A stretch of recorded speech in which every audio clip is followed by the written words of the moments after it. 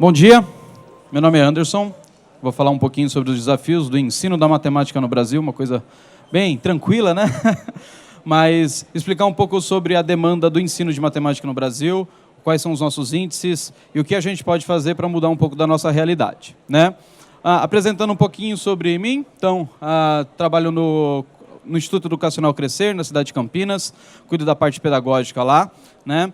E toda a nossa adaptação do sistema pedagógico e toda na questão das metodologias ativas começaram pelo ensino da matemática.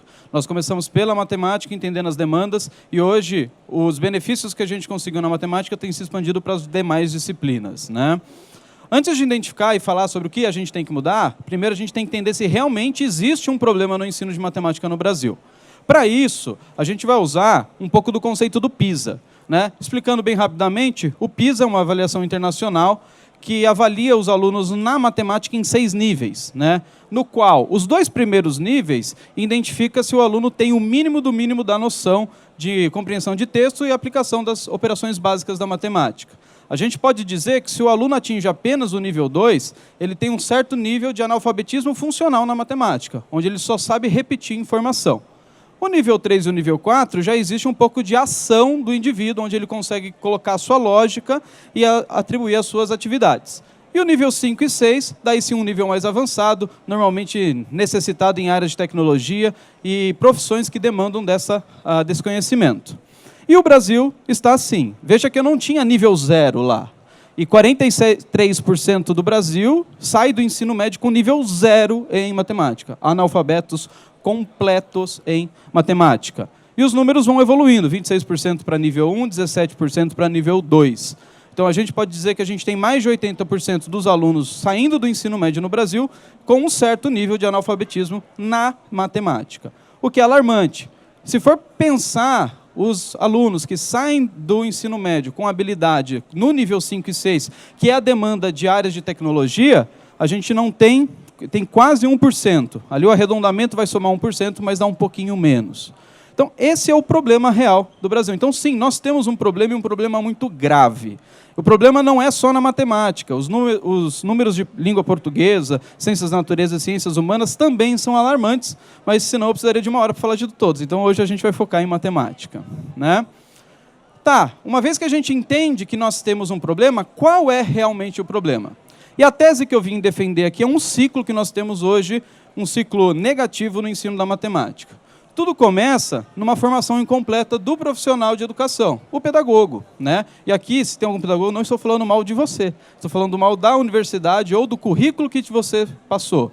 Porque hoje um pedagogo não tem mais do que 3 disciplinas sobre matemática. E ele entra na sala de aula, por exemplo, num primeiro ano, onde ele está ensinando o processo da contagem, sem entender que a contagem é um processo inicial da adição, que depois da adição vem o agrupamento, e depois a gente finaliza todos esses processos matemáticos. Daí o professor vai ensinar como ele aprendeu, em cima de uma tabuada, em cima de um monte de metodologia de repetição, onde ele não domina o que ele faz, mas ele sabe que dá certo. E daí ele não entende que 7 vezes 7 é 49, ele decorou, mas da onde veio? Daí 7 vezes 8 ele já trava, não entende que dá para fazer 7 vezes 7 e depois soma 7. Então não entende essas abstrações e toda essa complexidade que precisa para você ter intencionalidade. Porque o ato do pedagogo, a maior habilidade que ele tem é a intencionalidade.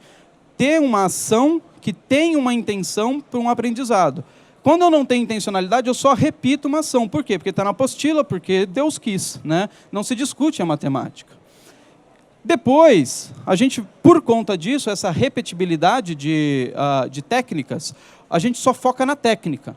Então, o aluno tem que aprender o processo de soma, o processo de multiplicação, o algoritmo. Por quê? Porque é. Por que vai 1? Porque Deus quis. Por que o mais vai do lado direito? Ah, não sei. E não se questiona, simplesmente se repete, se repete, se repete. Tem que escrever a tabuada 12 vezes, né? Se o aluno fica de castigo, vai fazer a tabuada do 7, né? Se ele foi bonzinho, faz a do 2. E a gente continua focando nisso. O que isso promove no aluno? Um excesso de memorização.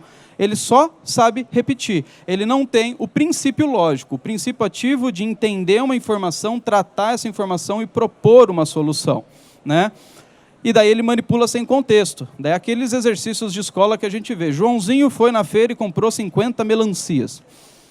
mercadante, né? É um feirante, o pai. O que ele está fazendo? Então não tem contexto, não tem lógica. Por conta disso, o aluno ele fica sem autonomia, ele não sabe pensar sozinho. Mudou uma vírgula no enunciado, ele já não sabe fazer. Você dá o mesmo problema, só muda os números, ele vai pôr a resposta que ele viu anteriormente. Por quê? Ele não tem autonomia, o pensamento matemático dele não é independente. Ele está viciado a uma série de passos, uma série de condições, né? É a mesma coisa de você conhecer um único caminho para o mercado. A empresa lá de transporte travou aquela rua, você volta para casa, né? Não consegue pensar de dar a volta, tentar algum outro caminho. E por conta disso, a ausência de resultados completos, né? Seja PISA, seja vestibulares, hoje matemática é uma das disciplinas com as menores médias em qualquer índice de vestibular. A Unicamp, na segunda fase, por exemplo, tem a média de matemática de 4,2. Eu estou falando alunos de segunda fase, ou seja, já teve um filtro de uma boa universidade. Então, os, abre aspas, melhores alunos que entram na Unicamp têm uma média de matemática 4,2. Né? Então, hoje a gente tem esse ciclo. E qual que é o problema disso? Esse ciclo que faz com que a gente não consiga sair dele. Então, aqui o que eu quero propor é como a gente pode romper esse ciclo. O que a gente pode fazer de efetivo, de real, de concreto, dentro da sala de aula, para mudar a realidade do ensino da matemática no nosso país. E eu vou defender essa tese com 4 pilares, né?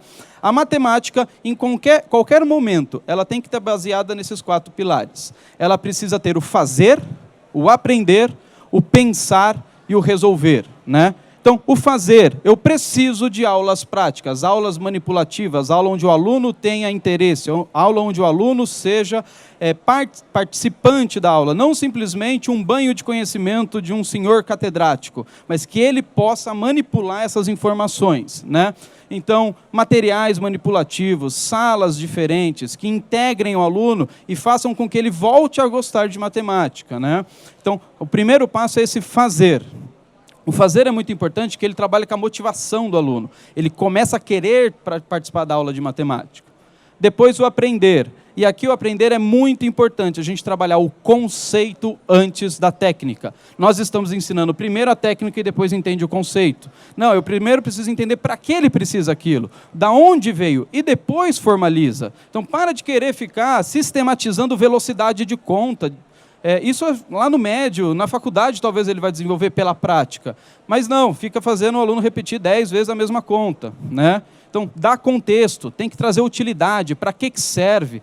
Hoje é aula de geometria, do nada. Mas se eu trouxer, por exemplo, a proposta de uma casa que foi feita baseada num tangram, que ela muda a forma de acordo com o clima, opa, isso vai ser usado de alguma maneira. Vamos pensar por conta disso. Então, o conceito antes da técnica. Pensar. Muitos professores, e é natural nosso, que a gente pensa que o aluno já nasceu pensando. É uma habilidade que ele já adquiriu. E daí ele não consegue achar, propor uma hipótese e fala, pô, mas era só isso. Então, esse só isso, para quem já desenvolveu, é muito óbvio. Mas o aluno está nessa forma de desenvolvimento. Eu preciso ensinar o aluno a pensar. E para isso eu preciso dar tempo e erro. O pensamento vem pelo erro. Opa, isso não deu certo, faz mais uma, não deu certo, faz mais uma, não deu certo. Pela 30ª vez ele, espera lá, vou tentar outro caminho. Isso acontece. Então a gente precisa ter esse tempo, essa permissão do erro, né? E claro que isso trabalha o fortalecimento emocional, porque hoje na matemática o aluno erra uma vez, ele já entrega a prova em branco, não está nem aí, né? Só faz a primeira questão para não zerar. Isso é muito comum na realidade das escolas, porque a gente não ensinou o aluno a errar, né? E por fim, resolver. Aulas práticas, resolução de problemas reais, método científico. Para de falar de 50 melancias numa feira para uma criança de 5 anos, mas você pode falar de dividir 50 balas no intervalo, né? Então, trazer coisas que ele pode resolver de maneira concreta, de maneira real, e por isso na prática, no contexto escolar, onde as pessoas vejam e ele veja as mudanças que ele fez na sociedade ali internamente com ele. E aqui eu divido em 6 passos para resolver a matemática num universo escolar. Quais são os 6 passos que a gente precisa fazer para que essa matemática ela realmente pode ser diferente? Primeiro, ela tem que acontecer na escola. A escola já tercializou demais a responsabilidade dela no ensino da matemática. Então, hoje, a gente tem milhões de propostas para melhorar o ensino de matemática. A gente tem curso extracurricular, o aluno tem que ir para outra escola, ele tem que fazer uma outra proposta, porque a escola não é capaz hoje de assumir essa responsabilidade. Só que daí o que acontece? Apenas as famílias que entendem essa deficiência da escola que vão atrás. E o aluno que não tem essa família participante? Ficou. Né? A escola não pode ser esse ambiente que só seleciona os bons. Né? A gente não pode ter essa mentalidade que a escola existe para o vestibular. Isso tem que parar de existir. A escola que existe porque o vestibular existe, ela está fadada a morrer. Né? Se não vai morrer na parte gerencial financeira, vai morrer na parte da essência. É um depósito de criança e não uma escola. Então a gente precisa fazer com que isso tenha que acontecer dentro da escola. Tem que ser uma atividade atrativa para os alunos. E, gente, criança gosta de coisa diferente. Monta uma sala de matemática, coloca coisa divertida, põe tecnologia, põe coisas que chamam a atenção da criança. Não é difícil chamar a atenção da criança, né? Mas a gente tem que ser criativo. Colocar coisas super que só o professor gosta, não vai funcionar. Então, coisas que chamem a atenção da criança. Tem que ser acessível a todos. Então, isso tem que estar na grade curricular. Não é, eu na minha escola tenho matemática avançada que quem contrata extracurricular consegue. Não, isso tem que estar na grade, tem que ser parte da proposta pedagógica da escola. Então tem que ser acessível a todos os alunos. Mas eu não tenho acesso a computador em casa. Então a escola disponibiliza computadores para esse aluno, espaço onde ele possa fazer essas atividades.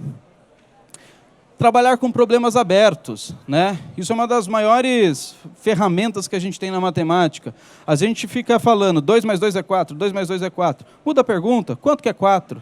É 0 mais 4, 1 mais 3, é raiz de 16, e deixa a criança pensar, deixa ela trabalhar com problemas com múltiplas respostas, onde no começo todas são permitidas. E a própria diversidade da sala, eles vão perceber que existem respostas que podem ser melhores ou piores, e eles vão escolher e perceber que ele pode ter um pensamento melhor.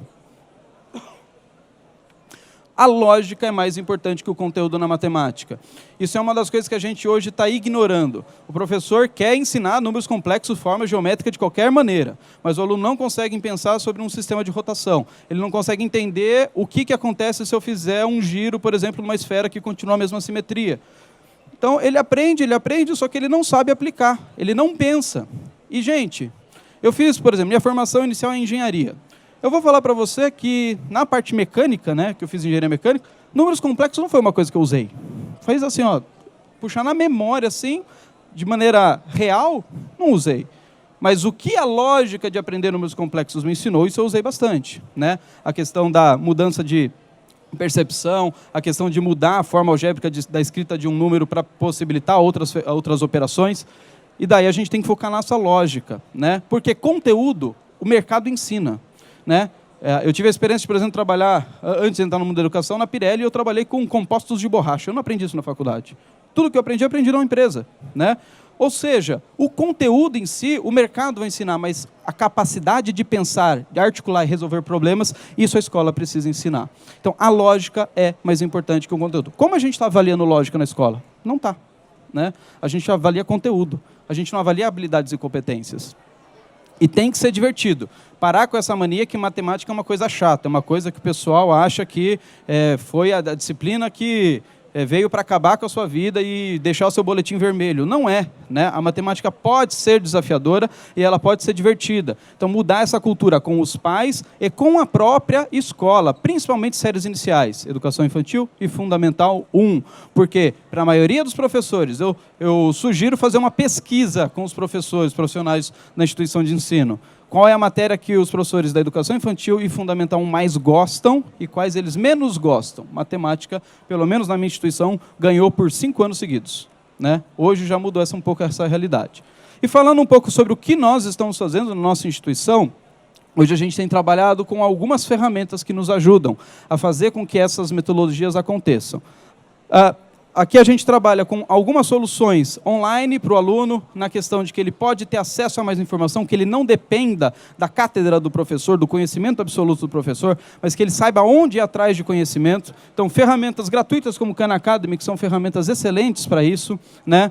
Hoje a gente utiliza tanto o Pense quanto o Aprimora, que também nos ajudam muito nessa estrutura. O Pense em atividades dinâmicas e uma sala recreativa e uma dinâmica diferente para o professor pensar diferente. Então, o Pense para mim é muito mais formação de professor, né? Trabalhos de tecnologia, uso da robótica. Ah, tem que ser Lego? Não, pode ser o que você quiser. Hoje a gente usa Lego porque traz um atrativo para o aluno. Você falar de robô, nem todos gostam. Mas você fala de Lego, a maioria gosta. Né? Formação continuada de professores, criar o coordenador de matemática, que faça capacitação com os professores, encontros pedagógicos, mensais, quinzenais, que seja semanal, cada um tem que entender a realidade, do quanto precisa, mas ensinar o que a universidade não ensinou para esses professores. E a culpa não é do professor, né? O professor tem que estar interessado, e muitos estão interessados, mas não sabem onde ir atrás dessa informação. E, por fim, pessoas que criem conteúdo, né? Então, hoje a gente trabalha na nossa escola com a ideia de um atelierista, uma pessoa que tem tempo para criar conteúdos. E criou formas geométricas, várias outras atividades que os professores podem usar, criar um laboratório de práticas pedagógicas. Então, isso tem sido um pouco da nossa realidade. Gente, quero agradecer o tempo de vocês. Em 15 minutos para falar sobre desafios de ensino de matemática é muito desafiador, né? Mas eu deixo a minha apresentação aqui para vocês. Vocês podem acessar por aquele link lá em cima, bit.ly, Anderson_bet 2019. Então essa apresentação está disponível para vocês. Se vocês quiserem trocar um pouco de ideia, visitar a nossa escola, conhecer alguma coisa e trocar figurinhas, eu entendo que a gente está todo mundo junto nisso, né? Não é uma proposta, eu tenho isso, vou guardar 7 chaves. Não, a matemática tem que ser uma coisa para o nosso país. Porque se a gente não investir no conhecimento, a gente não vai chegar em lugar nenhum. Então aqui está meu contato e agradeço a vocês a atenção e tenham um bom dia.